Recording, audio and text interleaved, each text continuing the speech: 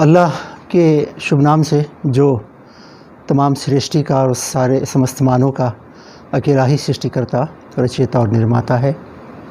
उस अल्लाह के शुभ नाम से जिसका कोई सहभागी या जिसका कोई पार्टनर नहीं, वो अकेला ही है, सर्वशक्तिमान और सर्वव्यापी है। दरअसल ये कम्युनल हार्मनी के लिए दिल्ली माइनॉरिटी कमीशन की तरफ से अवार्ड जो मुझे दिया गया है, इस पर खुशी तो है और हमारे जमात के मित्रों ने, दोस्तों ने भी और बहुत सारे और हमारे भाइयों ने मुबारकबाद दी, ख़वातीन ने भी मुबारकबाद दी। मैं सबका शुक्रिया अदा करता हूँ और इस पर अपना रद्द-ए-अमल रखने से पहले दुआ करता हूँ कि अल्लाह ताला ईश्वर इस पूरे भारत को, पूरी दुनिया को कोरोना की महामारी से जल्द छुटकारा और निजात दे और जो बड़े पैमाने पर तबाही हो रही है उससे हिफाजत करें। मेरा ख़्याल है कि ये जमात इस्लामी हिंद की जो कोशिशें कम्युनल हार्मनी के लिए लगातार होती रही हैं, उसका रिकग्निशन है। अवार्ड तो एक फ़र्द को दिया गया, यानी मोहम्मद इकबाल मुल्ला नेशनल सेक्रेटरी को, लेकिन ये जमात की उन कोशिशों को सराहते हुए जो इंसानों के, समाज के बीच में भाईचारा और मोहब्बत और इंसानियत के लिए वो कर रही है।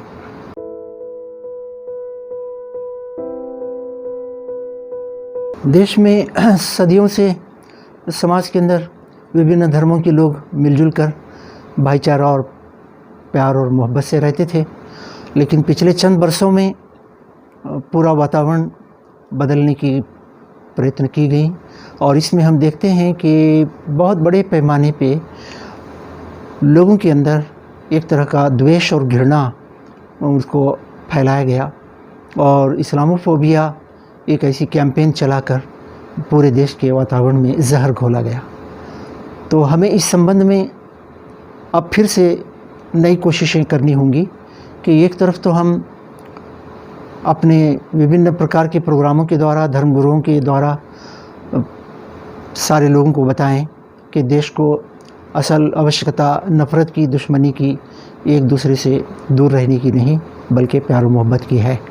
और देश के अंदर द्वेष घृणा से हिंसा बढ़ेगी, अत्याचार बढ़ेगा, बेकसूर लोगों की जान जाएगी, तो अल्लाह की यातना, उसका अज़ाब भी आ सकता है।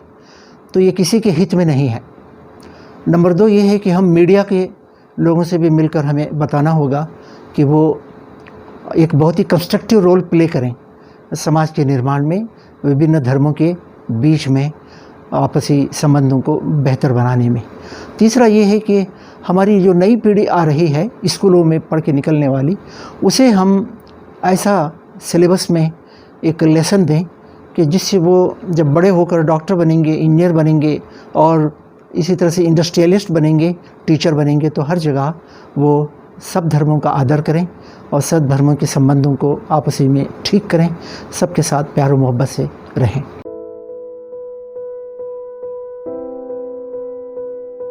आज की वर्तमान परिस्थिति को इस संबंध में जब देखते हैं तो मायूसी सी लगती है, निराशा होने लगती है कि आगे क्या होगा।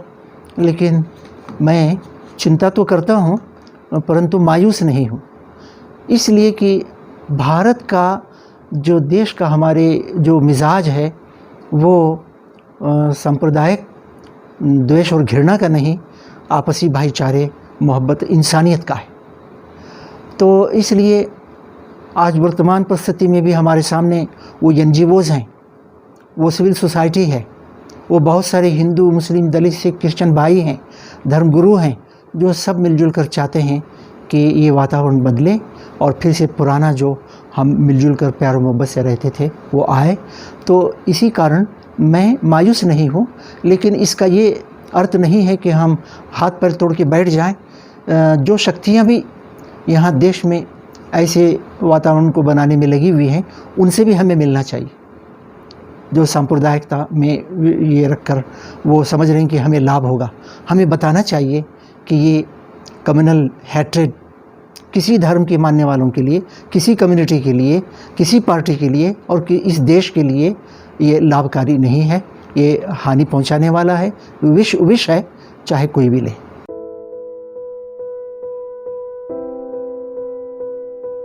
यहाँ देश के अंदर जिन लोगों ने ये सांप्रदायिकता और इसमें कम्युनल हैट्रेड को बढ़ाने का काम किया, उन्होंने कई फ्रंट्स पर काम किया है, कई क्षेत्रों में उन्होंने काम किया है। आज मीडिया को आप देख रहे हैं, इसी तरह से नई नस्ल हमारी है, इसी तरह से और प्रशासन में और दूसरी जगहों पर पुलिस को भी आप देख रहे हैं, उसका इन जनरल अच्छे काम सब कर रहे हैं, लेकिन इन जनरल जो एक तस्वीर आ रही है वो कम्युनली पॉइजन्ड होने की और उसके तहत काम करने की है।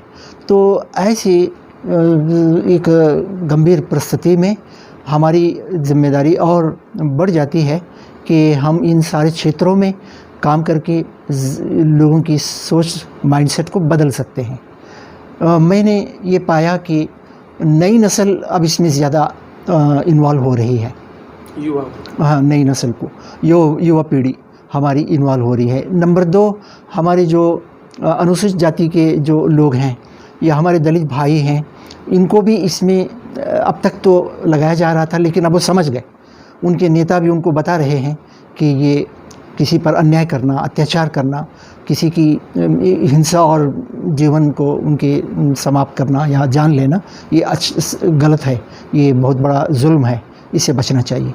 तो इस प्रकार से समाज के सब लोग भी प्रभावित हो गए हैं कुछ न कुछ, और कुछ लोगों को विशेषकर निशाना बनाकर काम किया गया है। लेकिन मायूसी की बात नहीं, अगर हम उनको मिलें, समझाएंगे, तो हमें पूरी आशा है और पूरी उम्मीद है, यकीन भी है कि वो, विश्वास है कि वो फिर से अपना जहन साफ कर लेंगे।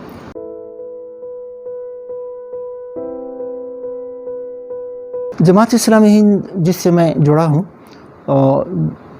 आप जानते हैं कि वो भारत की एक जानी पहचानी और एक मकबूल एक संस्था है, जो मुसलमानों के साथ साथ अपने दूसरे हिंदू, दलित, सिख, क्रिश्चियन भाइयों में सबके साथ मिलजुल कर काम करती है। जमात इस्लामी हिंद ने पहले दिन से अपनी बेसिक फ़िलॉसफ़ी, जो डिवाइन गाइडेंस, इस्लाम की जो संदेश को सारे मानव तक पहुंचाना और उन्हें मरने के बाद के जीवन की चेतावनी उनके सामने रखना, ताकि वो अपने जीवन को पूरी सही तरीके से अल्लाह की इच्छा के अनुसार जीवन व्यतीत करें, जीवन को अल्लाह के लिए समर्पित करके जीवन को व्यतीत करें। इस संदेश के साथ साथ जमात ने जो दूसरा बड़ा कार्य अपने हाथ में लिया, वो यही था कि प्लूरल सोसाइटी में, जहाँ multi religious, multi cultural, multi racial एक ऐसे देश के अंदर रहते हुए यहाँ सारे धर्मों के बीच में सही जानकारी को आम करना चाहिए, और जो भ्रांतियाँ और बदगुमानी है उसको दूर करना चाहिए, ताकि आपस में समाज के अंदर भाईचारा और प्रेम बना रहे। दूसरी बात ये है कि जमात ने स्टेट लेवल पर भी और ऑल इंडिया लेवल पर भी जन जागरण अभियान चलाए। अभियान का देखिए केंद्रीय विषय कम्युनल हार्मनी होता था। अभी करीब में ही जमात इस्लामी हिंद ने ऑल इंडिया लेवल पर इंसानियत और भाईचारा और प्रेम के एक केंद्रीय विषय के तहत पूरे इंडिया में एक कैंपेन चलाई। उसमें इन्हीं विचारों को आगे बढ़ाया गया कि हम सब अल्लाह के बंदे होने के नाते, आपस में भाई भाई होने के नाते मिलजुल कर रहें और एक दूसरे के धर्म का आदर करते हुए हम रहें। जमात इस्लामी हिंद ने लिटरेचर भी तैयार किया। जमात इस्लामी हिंद की फ़िलॉसफ़ी में ये भी है कि हम सारे इंसानों से प्रेम करते हैं, नफ़रत किसी से नहीं करते। बुराई से नफ़रत करते हैं, अन्याय से, अत्याचार से, बेकसूरों की जान लेने से तो नफ़रत करते हैं, लेकिन मनुष्य से, मानव से हम नफ़रत नहीं करते। तो इन विचारों को पूरी शक्ति के साथ और पूरी ताकत के साथ हमने पूरे समाज में फैलाया है। इसीलिए आज तक जमात इस्लामी हिंद के लिटरेचर में एक शब्द भी आप किसी द्वेष और घृणा का नहीं पाएंगे। तो ये इस तरह की कोशिशें रहीं, आइंदा भी हमारी यही कोशिश जारी रहेगी। बल्कि अब हमने ये भी कोशिश की है कि सब धर्मों को लेकर भी हम इस संबंध में कम्युनल हार्मनी और कैरेक्टर को भी डेवलप करने के संबंध में सारे धर्म के लोगों को भी साथ लेकर काम करें। और हमें धर्मों का उनका सहयोग हमें प्राप्त हुआ है और NGO और सिविल सोसाइटी के लोग, उनसे भी हमारा मिलना जुलना है। हमारे मित्रों ने मिलकर एक छोटा सा एक ये प्लेटफॉर्म बनाया है, यूनाइटेड अगेंस्ट हेट। आप देखिए कितना सुंदर नाम है। किसी की तरफ से हेट हो उसके ख़िलाफ़ हम हैं, जालिम के ख़िलाफ़ हैं, और जिस पर जुल्म हुआ उस जुल्म के मज़लूम के साथ। तो ये हमारी कोशिशें हैं, इन्हीं विचारों के ज़रिए से जागृति पैदा करना लोगों में, नई नस्ल में।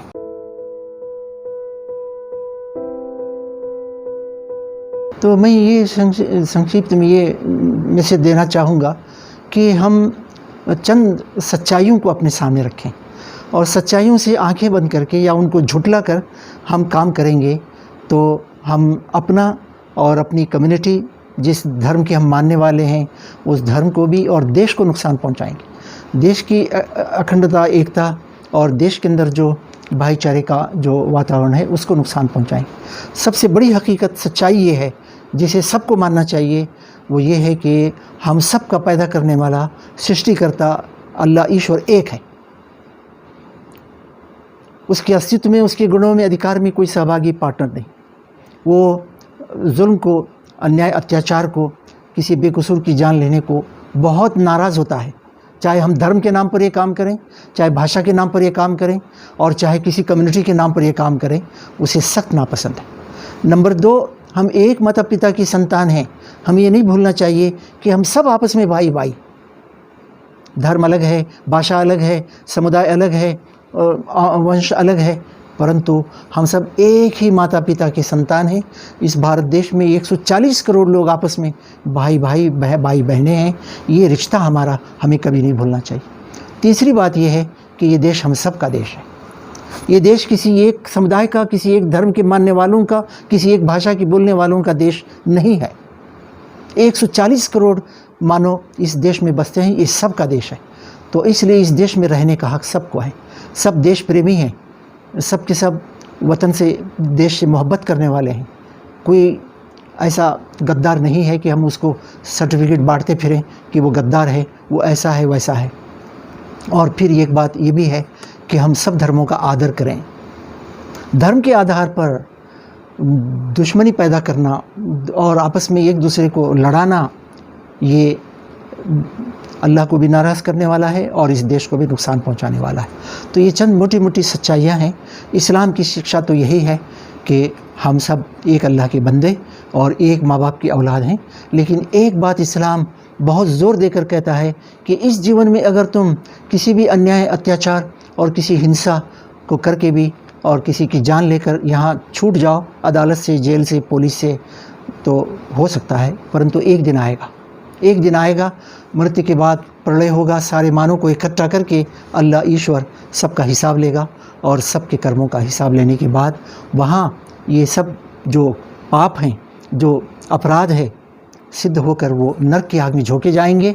कोई बचा नहीं सकेगा, कोई पार्टी, कोई धर्म के गुरु या कोई सरकार बचा नहीं सकेगी। तो इसलिए हमें इसको ध्यान में रखना है कि हम जो कुछ कर रहे हैं अल्लाह देख रहा है। हम जो कुछ कर रहे हैं एक दिन उसका हिसाब अल्लाह के सामने जाकर देना है। मृत्यु के बाद जीवन का समापन नहीं है, एक अनंत काल, एक लगातार जीवन चलेगा। फमन यामल मिस्काल ज़र्रतिन खैरन यरा वमन यामल मिस्काल ज़र्रतिन शर्रन यरा। मनुष्य अपने जीवन में थोड़ा सा पाप कर लेता है या थोड़ा सा पुण्य कर लेता है, उसका परिणाम मृत्यु के बाद, प्रलय के बाद वो अपने सामने पाएगा। तो मैं प्रार्थना करता हूँ अल्लाह ईश्वर से कि इस महान देश में हम सबको मिलजुल कर प्रेम से, भाईचारा से, इंसानियत से एक दूसरे के साथ कंधे से कंधा लगाकर मिलने और रहने की वो शक्ति दे, और इस देश की उन्नति, प्रगति के लिए भी, इसको हम आध्यात्मिक, नैतिक रूप से ऊपर उठाने के लिए भी हम मिलजुल कर काम करें। एक आदर्श समाज, एक आदर्श परिवार, एक आदर्श समाज, एक आदर्श देश बनाकर सारी दुनिया को रास्ता बताएं, रोशनी दें सारी दुनिया को। धन्यवाद।